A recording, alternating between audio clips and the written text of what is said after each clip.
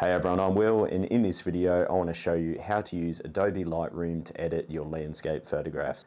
Alright, let's get into it. My goal today is not to show you things that you're not going to use. I only want to show you the stuff that is applicable to us as landscape photographers. There's 100+ tools in here. We only really need to know how to use a handful and know how and why to use them to effectively edit our images. So let's get into the post-processing now. First and foremost, before you start processing the image, it's really important to pre-visualize the final result and actually have some kind of goal in mind. You need to know what you're trying to achieve. So for our image today, it's really some of the very basic things that we want to do, common things that you'll most likely need to do to most RAW files. Reveal all those darker details, recover those bright sky details, bring back some of the color into the image, and create a bit of depth and atmosphere in the scene. And that's something I'm pretty much trying to do on the majority of my images, those things right there that I mentioned. So let's have a look at doing that. Over on the right hand side, we have these panels here. Now don't get overwhelmed, we don't even need to use all of them. Firstly, we're just going to open up the lens correction tab. This is somewhere that you should typically navigate to first. If you forget, don't worry, I probably forget 50% of the time anyway. But what we can do here is remove the chromatic aberration. Chromatic aberration is something that we can get along the edges of our images. I don't really have much in this one here, but you can get green, purple, blue. It's a very vibrant neon glow that can sometimes appear depending on your lens and the light you're shooting. So I typically say select that one, and then you can enable the profile correction. This is where Lightroom is going to help repair some of the vignetting and distortion that your lens may have, and you'll see here it recognizes the lens we were shooting with and applies that. Again, if you forget, not a huge deal, but it is handy, especially if you have a scene with a very large horizon portion there, like a seascape or something like that. So that's the lens corrections out of the way. Now let's jump into the basic tab. This is where we're going to do a lot of what's called the global adjustments. Now global adjustments are adjustments that are made across the entire image. That's the term global. The global adjustments for me are primarily about balancing out the exposure, getting the exposure right, bringing the darker tones up, bringing the bright tones down. You'll see here on the right hand side, it's very self-explanatory, and it's all sliders that we adjust left and right. If you want to reset a slider, double click on it and it goes back to 0. So for this image, I think we want to make it brighter initially. So let's do that. If I grab the exposure slider and start dragging that to the right, I'm starting to reveal a lot of those darker tones, and I'm starting to see everything in the mountains. Although what I've done is actually made the sky too bright, haven't I? If you look at the histogram now, you'll see that those highlight details are getting lost all up here in the sky.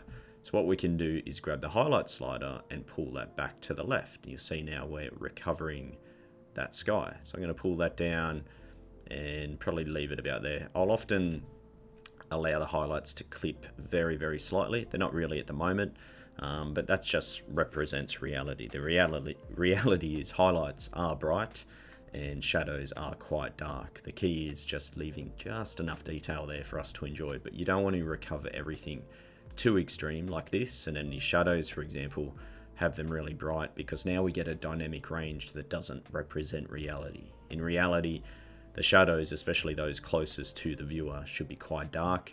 And again, highlights, they're coming from the sun, a flaming ball of fire in the sky. Especially if the sun is a little bit higher above the horizon, your highlights should actually have some white, bright tones in them. So we don't want to get an extreme dynamic range like this. So let's make those adjustments again. We've got the exposure brighter, that's brought everything up evenly.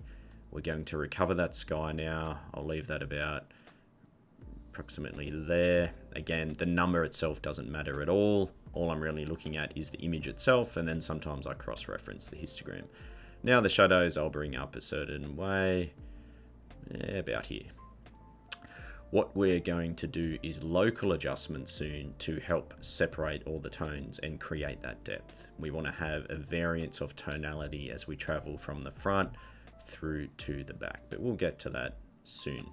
As we run down the rest of the sliders, so highlights and shadows represent those extreme ends of the histogram. The whites and blacks move into the midtones. I don't really want to adjust those at the moment. And then we've got these ones here, texture, clarity, dehaze. These give the illusion of creating exactly what they say, more texture, clarity, and either adding or removing haze. I like to use some of these, but locally, going in and do it on specific areas, not globally. And funny enough, all of these are somewhat doing contrast adjustments themselves. If you look at the histogram when we grab the clarity slider, as I'm adjusting that, see tones are moving around, different tones, and again, so it's kind of creating the illusion of this stuff happening.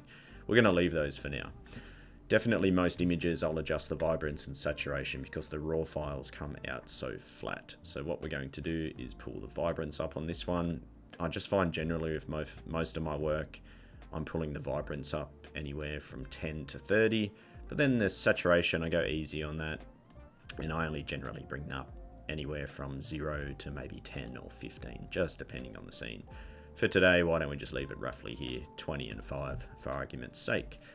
Now for the color work, I very rarely will adjust the color profile or even the white balance here. What I like to just use initially is the temperature and tint sliders. As I grab that temperature slider, if I drag it to the left, we cool things down. We drag it to the right, we warm things up. Again, you double click, it resets.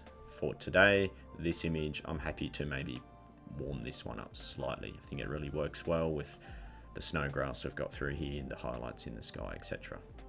So I pulled that to the right. The tint, some images you'll just see there's extra magenta in there. Some might look too green, just depending on how your camera shot the scene. This one here, I'm pretty happy with how the tint's at, so I'll think we'll leave that.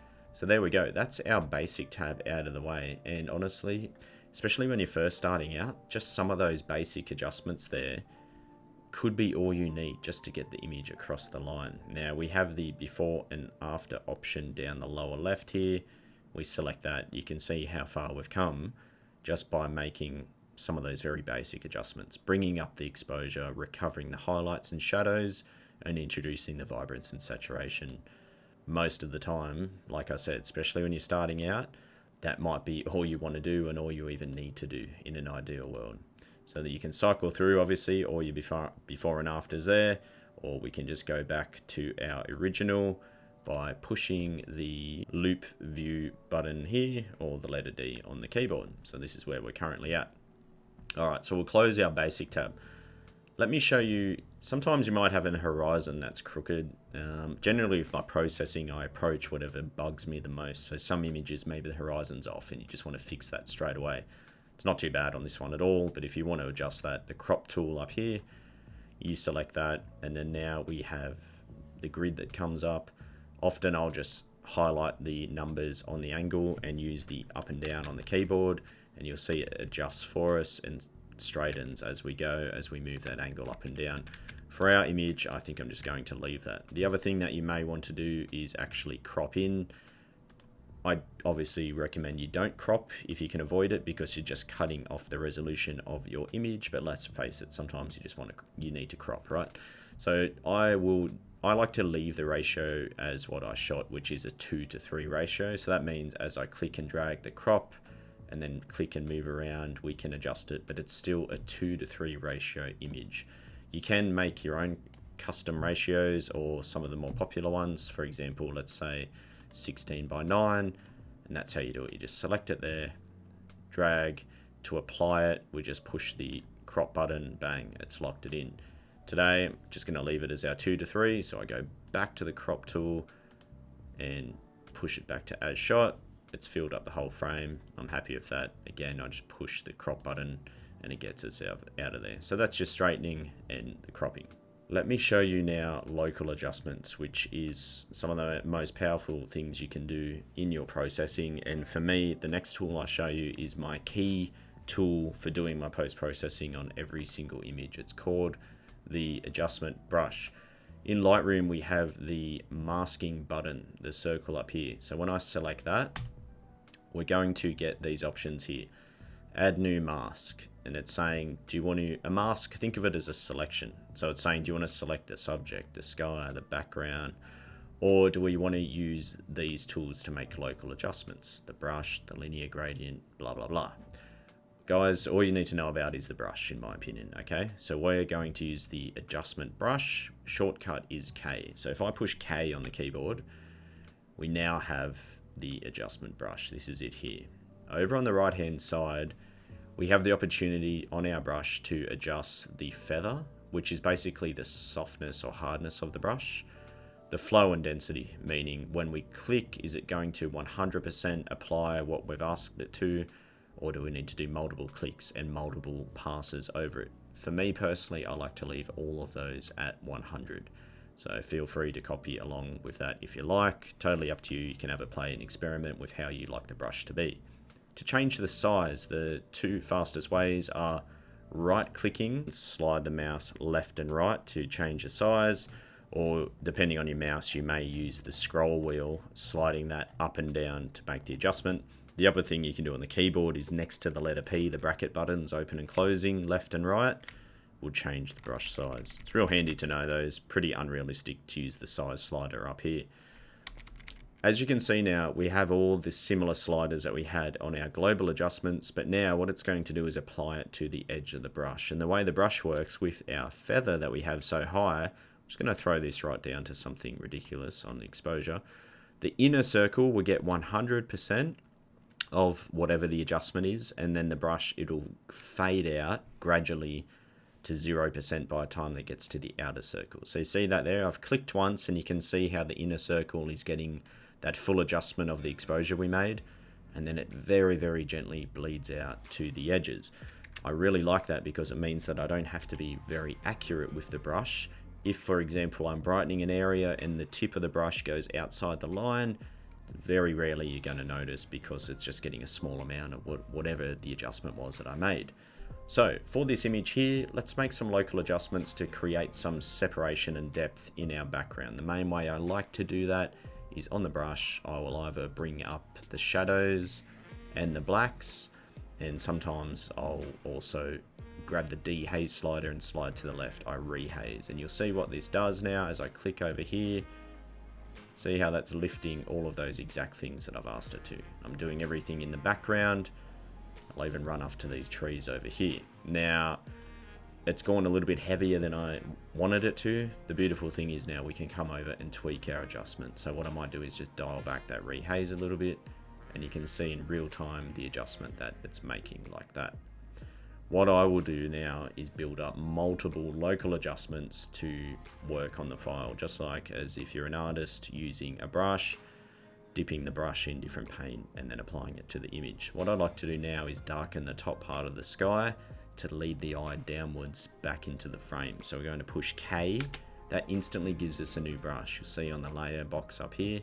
Now, by the way, if your mask box is looking a lot bigger or different, you can click and drag and move these around. You can minimize them and everything like that. So mine, I just like to tuck it away up like that.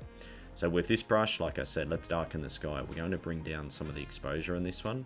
You need to guess. You don't really know what it's going to be. You just adjust the slider, apply it, and then tweak. We'll go a larger brush. I'll use the edge of the brush now so it's not too heavy.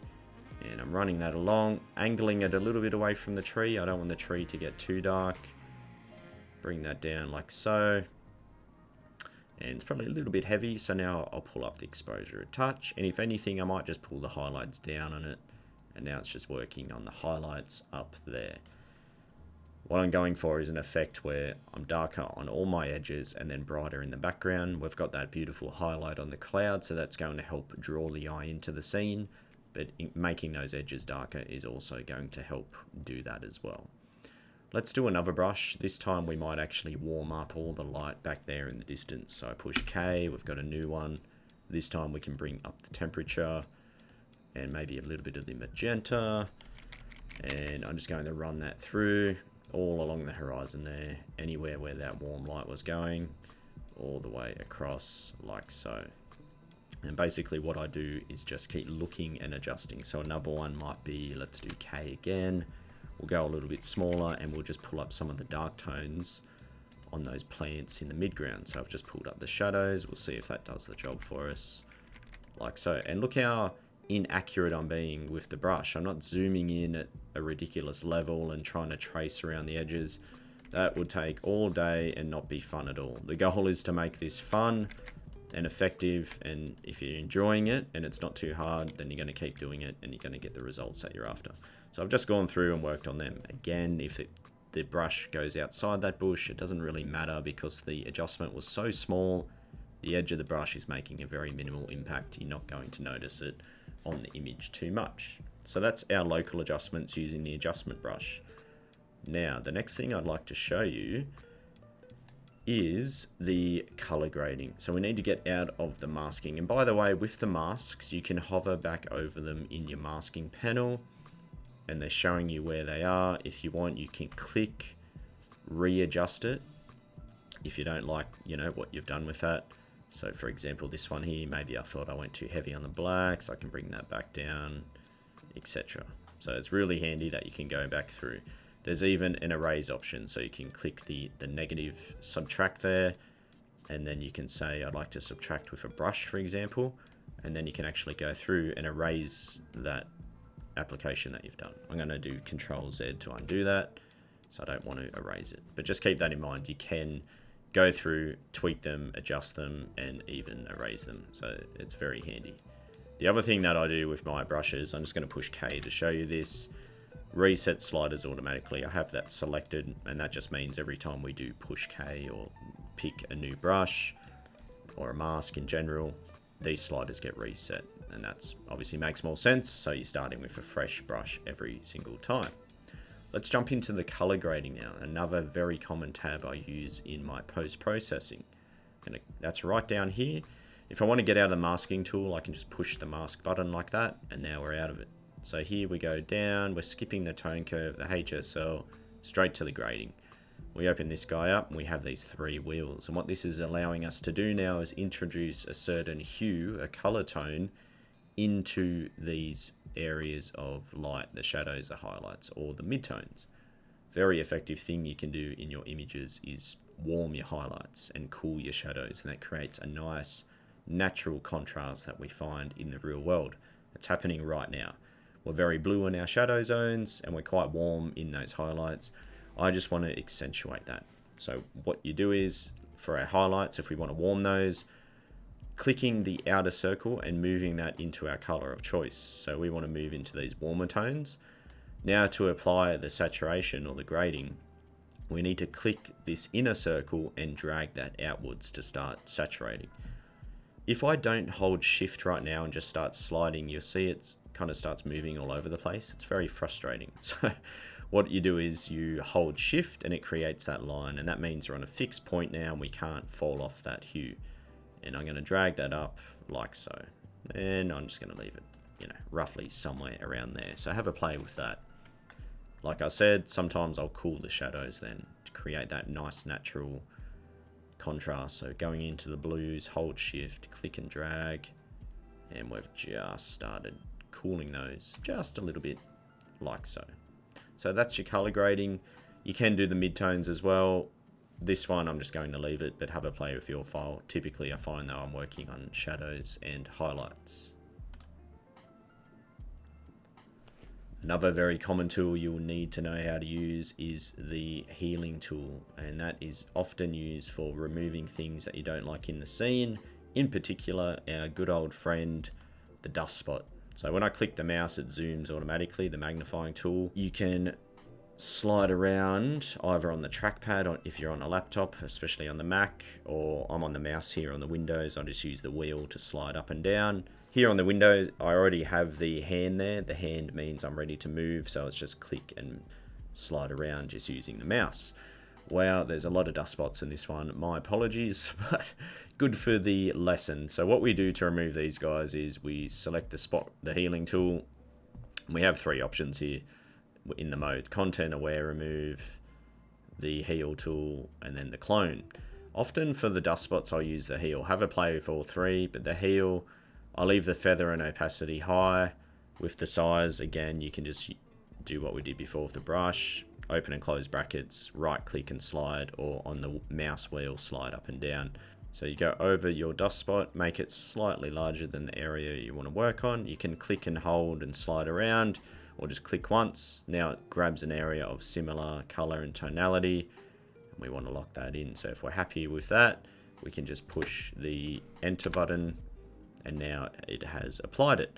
So what you do in this scenario is just click across the various dust spots, and generally it should do a good enough job. So for the tutorial, I'm not going to bother trying to move every single one. Again, I apologize that there's so many in here. This is why we need to blow out our sensors. You can just use a dust blower, or you can buy the cleaning swabs and just clean it yourself. You can take it to a store, but honestly, I've never bothered doing that. And maybe that's obvious here, you can see why. But no, generally the dust blower will do the right job. So if I push enter now, if I select the tool again to get out of there, you can see that, yeah, definitely we've made some progress.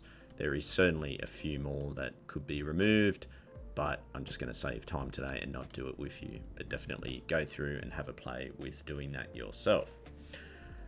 Analyzing the image now, you know, it's getting close to done. One of the other things that I'll show you is utilizing, again, on the adjustment brush. If we push K, we get the brush come up and put some white on the brush.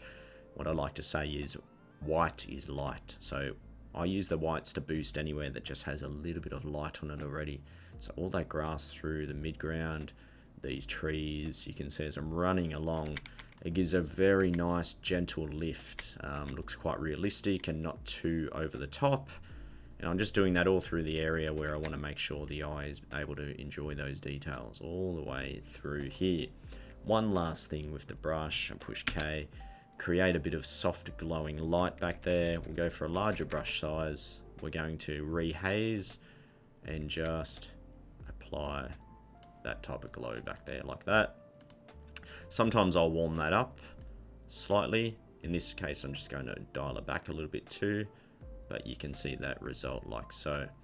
With the masks here, if I expand the box so we can have a look, you can turn them on and off. So before and after, basically, on each one, you're able to see now the result from all our local adjustments, what we've made across the image, and it just shows you how powerful they are, having all of those masks there. If we turn off all the local adjustments, that's how the image looks. Let's reapply our masking.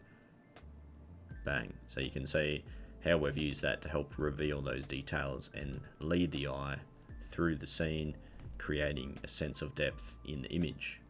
Alright everyone, I hope you enjoyed that tutorial. As always, if you have any questions whatsoever, just leave them in the comments below and I'll get back to you. And like I always say, the best way to learn is just to get out there yourself and keep practicing, and it will all come together. Anyway, thanks for the support.